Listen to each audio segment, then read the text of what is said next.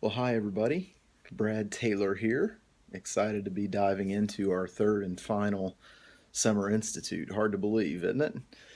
So, looking forward to this course on advanced global leadership and a couple of multicultural or global aspects of myself I'd like to talk about. First of all, sort of from my background, my history, I guess. I grew up in Northeast Kentucky, sort of in the heart of Appalachia, I guess. And it was interesting. I've now lived in Ohio for most of my life, and when I was in college in Ohio, I had a friend um, who told me that my accent was going to be a hindrance to my success in life, that I wouldn't be able to succeed because my accent made me sound stupid. And it's just been interesting. I've, read a lot of the sort of stereotypes of Appalachia and some of the stigma that comes with that.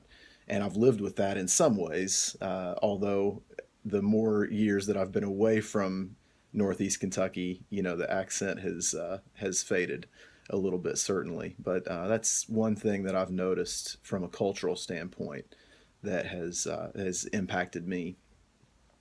Another thing, I guess, is sort of a reality that I deal with in my current role as the executive pastor here at Lima Community Church. One of the things that we do in the Church of the Nazarene, which is my denomination, is we're a global church and we are a missional people, and we send missionaries out to different parts of the world, and that's one of the things that I'm responsible for here in our own local context, is sending those missionaries out, and what missionaries we support and sort of how our short-term mission teams work. And one of the things we've seen over our history in our denomination, and I've written a little bit about this in our previous global leadership course, is that generally we would view that as a sort of privileged, wealthy church going into a poverty stricken nation and providing them with aid of some kind, and then leaving after a short term. And what we've seen over the years is that even though intentions were obviously pure, a lot of times there has been harm done to those local economies, because we were doing jobs that really we should have been hiring local people to do. And just a number of things that were not honoring of the culture that we were visiting.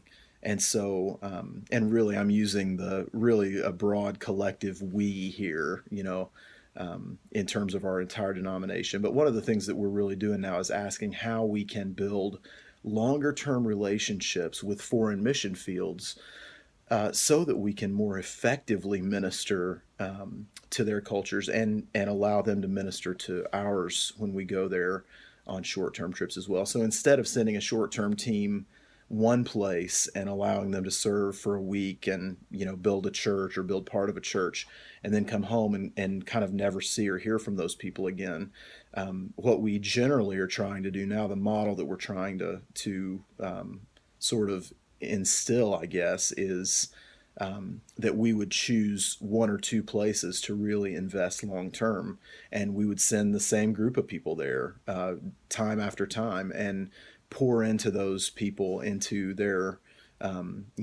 education, their agriculture, their business, their government, their technology, their religion, whatever it is that we can do, and in turn ask them to speak to us and teach us about their culture and the things that we don't know, that they obviously know better than we do, so that we can partner much more effectively. So that's a multicultural reality that we are sort of wrestling with at this time. So thanks for listening, and it's great to be with you all again. We'll see you.